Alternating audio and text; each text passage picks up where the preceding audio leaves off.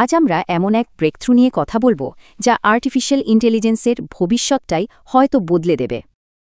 AI কি আলোর গতিতে ভাবতে পারে? একটা নতুন প্রোটোটাইপ বলছে হ্যাঁ পারে। চলুন গভীরে যাওয়া যাক। কিন্তু এটা কেন এত বড় ব্যাপার সেটা বুঝতে হলে আগে জানতে হবে এআই এখন ঠিক কতটা দ্রুত চলে। ভাবুন, ওপেন এআই বা গুগলের মতো কোম্পানিগুলো হাজার হাজার পাওয়ার হাংরি জিপিইউ ব্যবহার করে।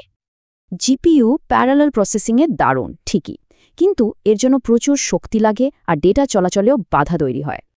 কিন্তু ভাবুন তো, যদি এই সব জটিল এআই ক্যালকুলেশন এক ঝলক আলোতেই হয়ে যায়। এর নাম POMMM।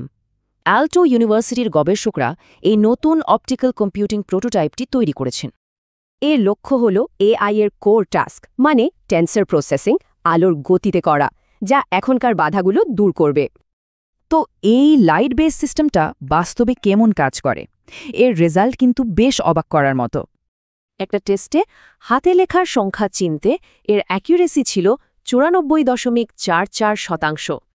শুধু তাই না, পোশাকের আইটেম শনাক্ত করতেও এর অ্যাকিউরেসি ছিল 84%-এরও বেশি। আর এর এফিসিয়েন্সি শুনলে অবাক হবেন, প্রতি জুল শক্তিতে 2 বিলিয়নেরও বেশি অপারেশন। তবে এই দারুণ আবিষ্কারটা কিন্তু একা হচ্ছে না।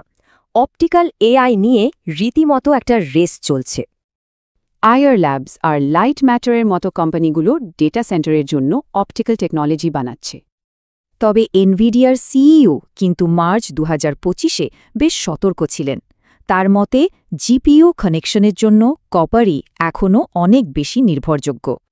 তাহলে এই প্রযুক্তির ভবিষ্যৎ কি? মানে এর পরের পদক্ষেপগুলো কি হবে? সবচেয়ে গুরুত্বপূর্ণ পরিকল্পনা হল এই পুরো সিস্টেমটাকে সরাসরি ফোটনিক চিপের মধ্যে নিয়ে আসা। গবেষকরা মনে করছেন আগামী 3 থেকে 5 বছরের মধ্যেই এই টেকনোলজি এআই প্ল্যাটফর্মে চলে আসতে পারে। এই সবকিছুর পর প্রশ্ন একটাই, আমাদের ভবিষ্যতের এআই কি তাহলে আলো দিয়েই চলবে?